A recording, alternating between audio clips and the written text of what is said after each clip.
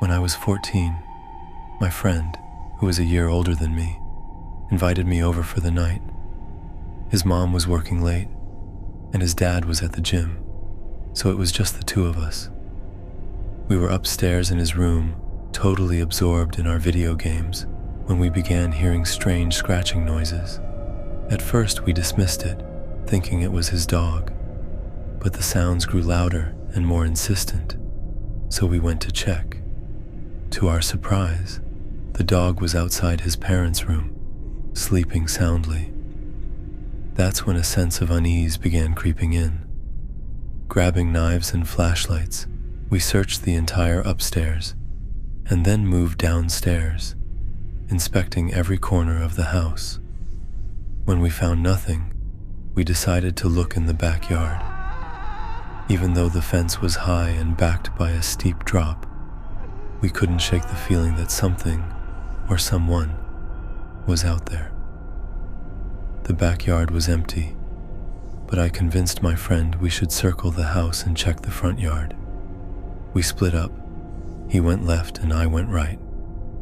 As I approached the spot where his fence met the neighbors, I saw him frozen in place, his flashlight aimed toward the woods.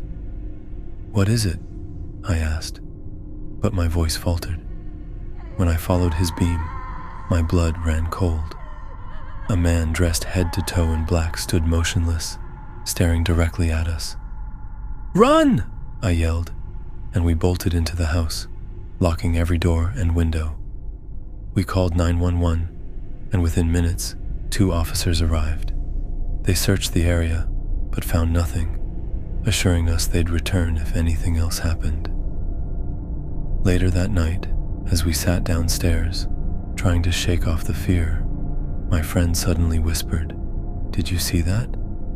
"See what?" "A light," he said, his voice trembling. "Someone shined a light through the window." Before I could respond, a beam of light swept across the window. Heart pounding, we called 911 again. Once more, the police found no one. His dad arrived shortly after and, hearing our story, brushed it off as a hunter. But deep down, we knew better. That night left a mark on us, but it wouldn't be the last time something strange happened at his house.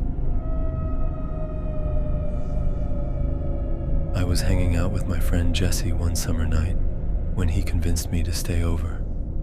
His parents were out for the night, so we had the house to ourselves. We spent hours playing video games, laughing, and eating junk food. At one point, Jesse went upstairs to use the bathroom, while I went downstairs to call my mom and let her know I'd be staying over. When I returned to Jesse's room, he gave me a puzzled look. "I thought you were upstairs," he said. "I wasn't," I replied. "I've been downstairs on the phone." His expression turned serious. "I heard footsteps in the bedroom next to the bathroom," he whispered. I followed him upstairs, and he pressed his ear against the door of the room. After a moment, he slowly opened it. The room was dimly lit, but nothing seemed out of place. Still, an unsettling feeling lingered. We shut the door and went back downstairs, brushing it off as paranoia.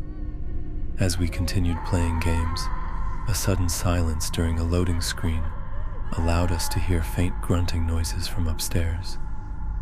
Jesse muted the TV, and we both froze, listening. The noises stopped as abruptly as they had started, but we both knew someone was up there. "We need to leave." "Quietly," Jesse whispered. We crept to the back door and slipped outside. Jesse called the police while I, for reasons I can't explain, shone my flashlight toward the bedroom window. My heart nearly stopped when a figure stepped into view, only to duck down just as quickly. Jesse and I bolted down the street, only returning when the police arrived. As we stood outside waiting, we saw him, the man from the window, emerging from the backyard. He was tall, maybe 6'5", and looked to be in his mid-40s.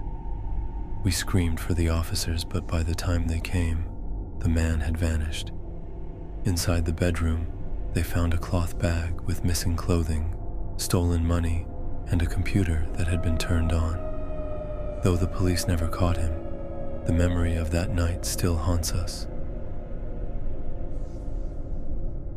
It was the summer of 2008, and I was 12 years old, spending the night at my friend Calvin's house. The evening had been chaotic, so we decided to escape the noise by setting up a tent in his backyard. It seemed like a fun idea at the time. Calvin's backyard bordered a wooded area, but we weren't worried. After all, we were in a quiet part of rural New Jersey. Once the tent was up, Calvin turned off the backyard light, and we settled in for the night. I had trouble falling asleep, twisting and turning for hours. That's when I started hearing a strange creaking noise near the fence. At first I thought it was the wind, but the sound persisted. Too nervous to go outside alone, I woke Calvin and asked him to listen. He dismissed it as the wind, but agreed to stay awake, while I went to relieve myself.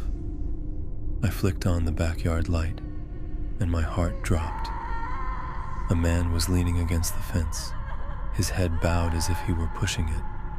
I turned the light off and darted back into the tent, whispering to Calvin what I'd seen.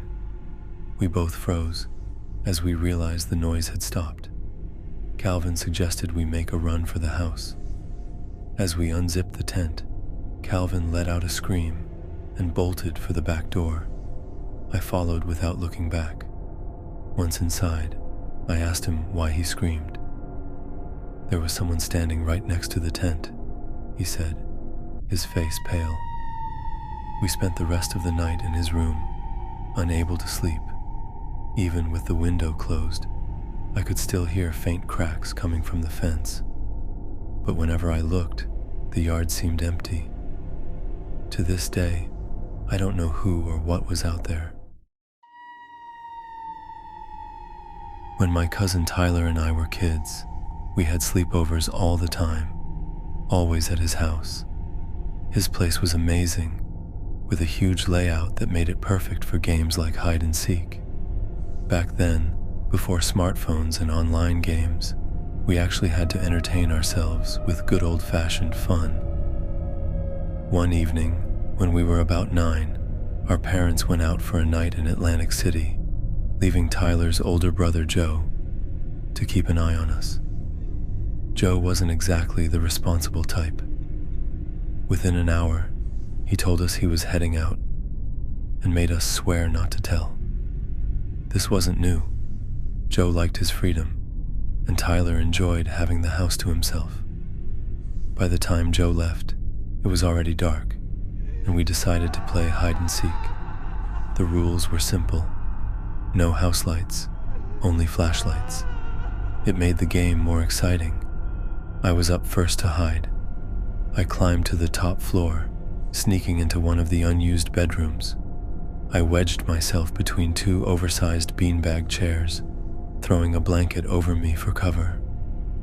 Everything was silent for a while, but then I heard soft creaks on the floorboards. Someone had entered the room. The footsteps were slow but deliberate. I stayed completely still as the person moved around, checking closets and drawers. That's when I heard Tyler's voice calling my name from downstairs, his tone playful and teasing. My stomach dropped. Who was in the room with me? Peeking cautiously from under the blanket, I saw him. A tall man, definitely not Tyler or Joe.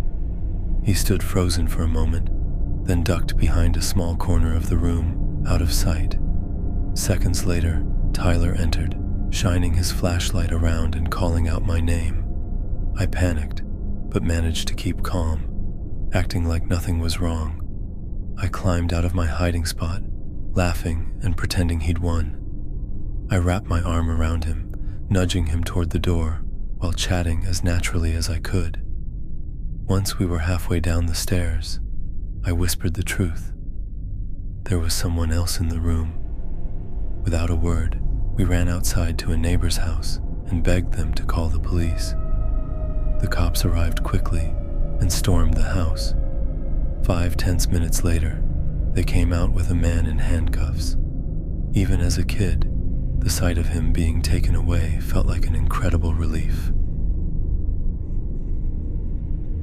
It was a dark, drizzly night, and I was staying over at my friend Mike's house. We were 13 and still fearless, or so we thought. Mike's house sat at the end of a dead-end street, surrounded by open fields and woods. It was the perfect setting for something eerie. We stayed up late, long after Mike's dad went to bed. His room was upstairs, but Mike's room was downstairs by the den, where we spent most of the night playing GameCube. Everything was normal until we heard a sharp knock at the backyard window. The blinds were shut, so we couldn't see anything. Mike jumped up to check, but I warned him not to. Of course, he ignored me, pulling the blinds open. I quickly turned off the TV and lamps, not wanting whoever was outside to see us. For a few minutes, we watched the window, our eyes darting back and forth for any movement. Lightning flickered in the sky, briefly illuminating the outside. All we saw was wet grass. We sat in the dark, waiting for something else to happen. After what felt like hours, we tried to brush it off, turning the lights back on and getting lost in our game again. This time, we left the blinds open. Big mistake. Another set of knocks sent us both jumping. My heart pounded as we looked at each other, unsure of what to do. A flash of lightning lit up the backyard, and this time, we saw them.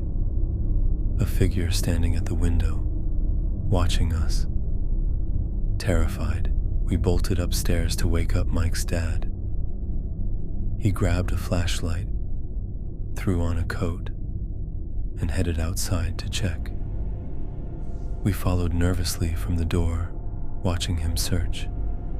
There were footprints in the mud near the house, but they disappeared as they reached the grass. Thinking it was over, we tried to sleep in the den, but neither of us could relax. At exactly 12:15, another knock shattered the silence. This time, we didn't even look. We sprinted upstairs to Mike's dad's room, yelling for him to call the cops. The police came but found nothing. After that night, I never stayed over at Mike's house again. The den, especially that window, always gave me the creeps. When I was 8, my best friend Chris moved to a rural part of the state. We didn't get to see each other much, so I convinced my mom to let me stay at his new place for a weekend. His house was surrounded by dense woods, the perfect place for an adventure. The first night was uneventful. We just stayed up late talking and watching movies. A couple of times, though, I thought I heard faint noises beneath the floor. I asked Chris if they had a basement, but he said no. His family had been hearing strange sounds for days and planned to have someone check it out. The next day, we decided to explore the woods behind his house. We found what seemed like a trail, but before we could start, Chris stumbled on something, a rusty old cellar door hidden beneath the leaves. Neither of us knew it was there. Curious, Chris pulled the door open, and it let out an ear-piercing screech. Inside was pure darkness, with a ladder leading down into the unknown. We hesitated, but before we could decide what to do, we heard something, metallic sounds echoing from below, followed by the unmistakable noise of someone climbing the ladder. Panic set in, and we ran straight to Chris's dad. He called a couple of friends, and together they went down into the cellar, armed with flashlights. Chris and I were ordered to stay inside. When they came back up, their faces were pale. They wouldn't tell us what they saw.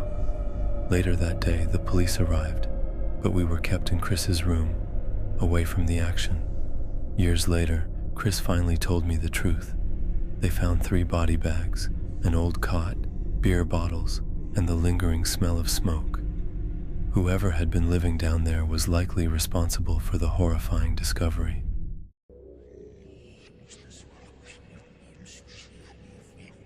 This story happened when I was 15 years old. My best friend, Anthony, invited me over for a sleepover because his parents were gone for the weekend. I rode my bike to his house, parked it in his backyard, and entered through the back door. We spent hours playing every video game he had, from FIFA to Call of Duty. Junk food and popcorn were scattered all over the floor as we indulged. When we got bored of gaming, we started a movie, but didn't finish it, eventually moving on to prank calls around 10 p.m. Anthony dialed a few pizza places and got some laughs. When it was my turn, I decided to call random numbers. On my fourth attempt, a man with a deep, raspy voice answered. Yeah, instead of the usual hello. Anthony's laughter in the background threw me off, and I couldn't keep a straight face. I tried to recover and said, sir, would it be all right if I borrowed one of the wheels from your car? The man paused before replying. What's your name, kid? I stammered, Bob. He interrupted. Really? You sure it's not Anthony? That hit me like a truck. I glanced at Anthony, whose face was pale with fear. Panicking, I hung up the phone immediately. Who was that? I asked him. I don't know, he stuttered. We checked if Anthony's caller ID displayed his name, but it only showed his dad's name. Desperate for answers, we searched online, but found nothing that explained how someone could know his name so quickly. We posted on Yahoo Answers, but no help came. Later that night, we decided to sleep in the living room and resumed the unfinished movie. Just as the prank call faded from my mind, we both froze. The front storm door creaked open, followed by the knob of the main door jiggling against the lock. Anthony quickly turned off the TV, and I peeked out the window. A tall man stood at the door. When he noticed the blinds move, he turned his gaze directly at me. I jumped back and whispered, "The back door." I left it open. The gate to the backyard creaked, and Anthony urged me to shut the door. As I approached, I froze. A dark silhouette stood at the door, peering inside.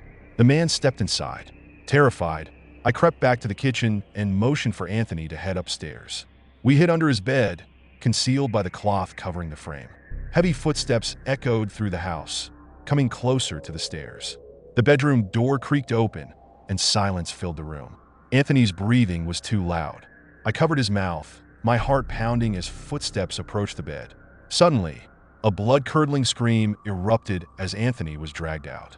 Grabbing a screwdriver from the nightstand, I drove it into the man's back, causing him to release Anthony. We bolted outside, running into the woods and hiding behind a bush. The man scanned the tree line, but didn't see us. Eventually, he ran in another direction, and we returned to the house, locking every door. The police were called. As I patrolled the backyard, I turned on the lights and saw him near the woods. He disappeared into the shadows. We never saw him again. To this day, I wonder if the prank call had something to do with it. I stayed the night at my friend Paul's house after an argument with my wife. Paul had a spacious house, and he offered me one of his 3 guest bedrooms. The rooms were lined up in a row, with his own room across the hall. Late that night, I started hearing strange noises from the room next to mine. Assuming Paul was in there, I checked with him, but he was already in bed.